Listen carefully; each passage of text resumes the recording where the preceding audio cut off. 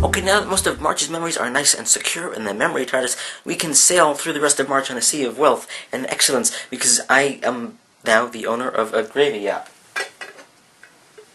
So, thank you very much, Grey Poupon. And we're going to kick off this March recap video with books. Lots and lots and lots of books, because I've been doing a lot more reading recently. Like, I finally got through The Dark Monk, I got through Tinker Tailor Soldier Spy after over a year, which is definitely saying something, as Girl with the Dragon Tattoo has been gathering dust on my shelf for at least 2 years. I've also gotten through the first volume of Fatale, the second volume of Manhattan Projects, and the first volume of Brian Posehn's current run on Deadpool, which I definitely was enjoying. As for more current reads, I am finally through, just finished actually, Cold Days, the 14th book in the Dresden Files series from Jim Butcher. Definite game changer for the series overall, as there are 6 books left, and I'm interested to see what is going to happen in the next 6 books. My current priority is finishing up Maureen Johnson's The Madness Underneath, and I'm about halfway through, so I'll be done by the end of the week, at least. And otherwise, I've got Rise of the Governor, Beggar King, and How Music Works on my priority list after Madness Underneath. And, well, you kind of have to give David Byrne a chance, because he's David friggin' Byrne. As for movies, a lot of the stuff I've watched recently I've overall liked. Like Dread and Brosnan, which I'm still trying to process, and Total Recall and Frankenweenie, but the most recent thing I watched that I loved was Your Dreams of Sushi, a documentary about an 85-year-old sushi maker in Japan whose restaurant has 3 Michelin stars, which is pretty amazing, and believe me, for a sushi lover, this is an excellent documentary. The one thing that it lacks is Wonka vision. As for shows, I've overall liked Ripper Street, and I'm getting into Bates Motel, and Season 1 and 4 of Archer, and actually I'm about halfway through Season 1 of The West Wing, and, you know, while watching it, I wondered to myself, why wasn't I watching this a decade or so ago when it was on air, because this is such an awesome show, and then I realized I would have been 9 then, and the 9-year-old watching The West Wing, and who knows what that would have done for my social standing in elementary school. Then again, I was 9 years old, I wasn't really concerned with my social standing in elementary school.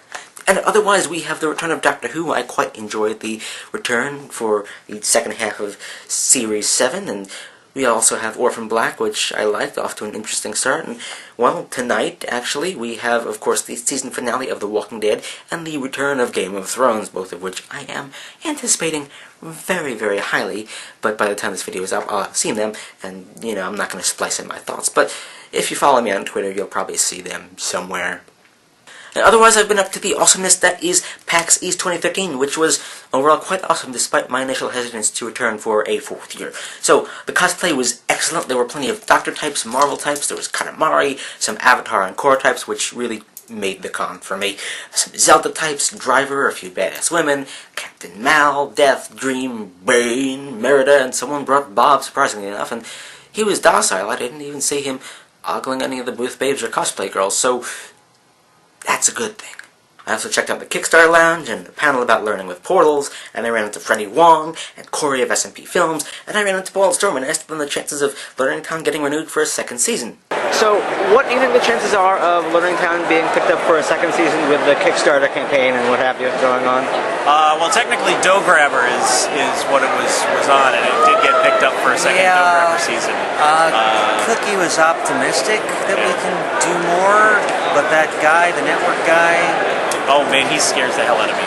Yeah, like I was kind of excited when we started the thing, but a little leery of him. Yeah, a little leery. Ha ha ha ha. Okay. So, here's hoping.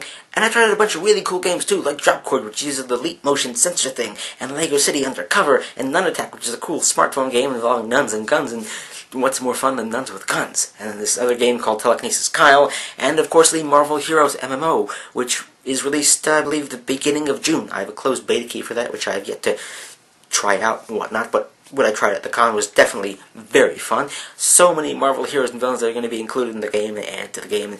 Oh, so much awesomeness. And I also picked up 2 new card games. I got Cthulhu Gloom and Evil Baby Orphanage, both of which I have yet to try because I didn't get to try them at Tabletop Day because I was at the Game of Thrones exhibition in New York City. Cue footage.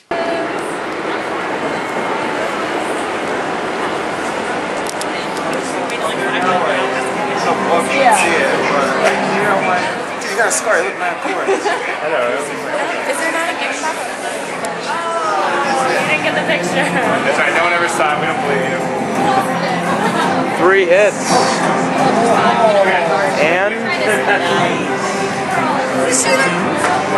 Yeah, why not?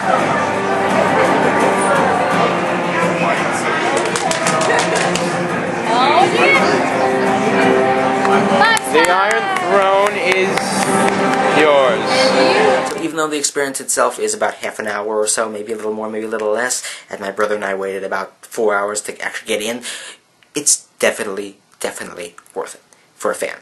And I did send a raven to Director Fury, I just don't know if he got it yet. It's not like I have him on speed dial or anything like that.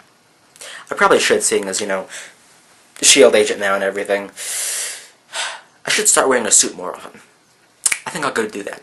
Or make some delicious cheddar scallion scones, which could be in an upcoming video. We'll see. So, hope you all had a great March, have a great April Fool's Day, don't do any stupid pranks, and see you later this month. Allons-y!